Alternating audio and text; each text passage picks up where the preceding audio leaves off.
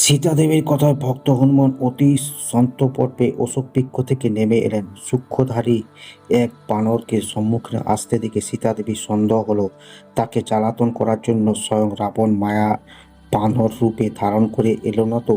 অতএব সীতাদেবী আগন্তুক শ্রী হনুমানকে অগ্রাহ্য করে মুখ ফিরিয়ে নিলেন। মহাবীর শ্রী হনুমান তখন সীতামাতার চরণ যুগলে প্রণাম করে পরিচিতি দান করার জন্য নিবেদন করলেন, হে মাতা, আমি প্রভু শ্রী রামচন্দ্র প্রেরিত দূত মাত্র। আমি করুণা নিধান শ্রী রামচন্দ্র নামে শপথ নিয়ে বলছি যে ওই আঙ্গুরই আমার আনা। প্রভু শ্রী রামচন্দ্র তা আমাকে দ্রুত পরিচিত দানের উদ্দেশ্যে এটি দিয়েছেন। আমি কৌশলীধিপতি শ্রী রামচন্দ্র দাস, সুগ্রীব মন্ত্রী ও পবনদেবের পুত্র হনুমান।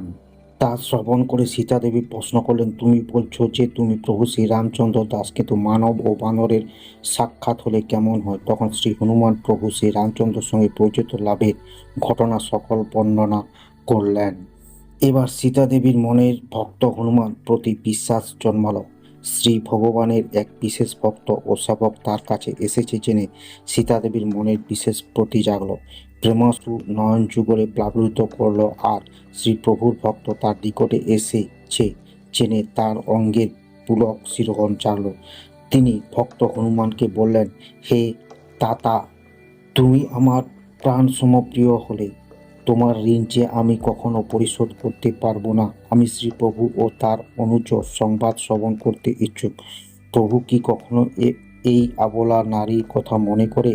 আমার এই চক্ষুদ্বয় কি কখনো তার কোমল তনুর দর্শন লাভ করতে সক্ষম হবে? এই রূপে বলতে বলতে সীতাদেবীর নয়ন যুগল প্লাবিত হলো, আর তার বাকরোধ হলো। তিনি কোনো রকম নিজে সামলে নিয়ে আবার বলতে শুরু করলেন, হে হনুমান, একটা ভয়ানক দুঃখ আমি সততা বয়ে বেড়াচ্ছি। তিনি এমন শৌর্য বীর্য সম্পন্ন, অথচ আমার কথা মনে আনলেন না। তাতে কি প্রাণনাথের অতিশয় নিষ্ঠুর আচরণ প্রমাণ করে না?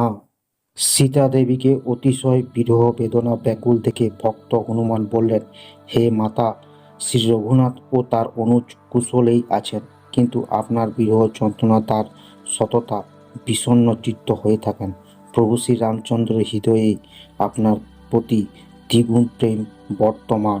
শ্রী হনুমান গদগদ কণ্ঠে এই কথাগুলো বলে গেলেন। তার নয়ন যুগল জলে ভরে গিয়েছিল। অতএব ধৈর্য সহকারে তিনি আবার বললেন, হে মাতা, প্রভু শ্রী রামচন্দ্রের নিজের মুখে বলা কথাগুলো বলছি, শুনুন।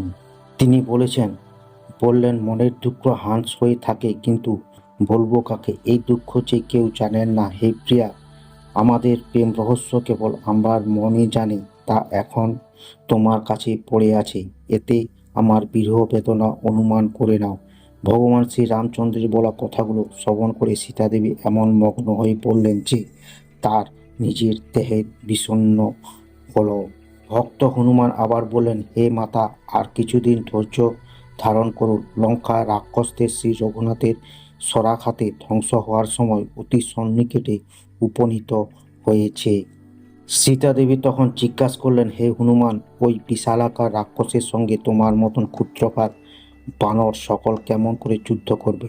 তখন বীর হনুমান নিজের ক্ষুদ্র রূপ ত্যাগ করে তার বিশাল দেহ সীতাদেবীকে দেখালেন। সীতাদেবী ভক্তের শৌর্য বীর্য সম্বন্ধে নিশ্চিন্ত হয়ে তাকে আশীর্বাদ করলেন, তুমি অজর, অমর ও গুণীনিধি হও। তুমি শ্রী রঘুনাথের পরম ভক্তরূপে অগ্রাহ্য হবে।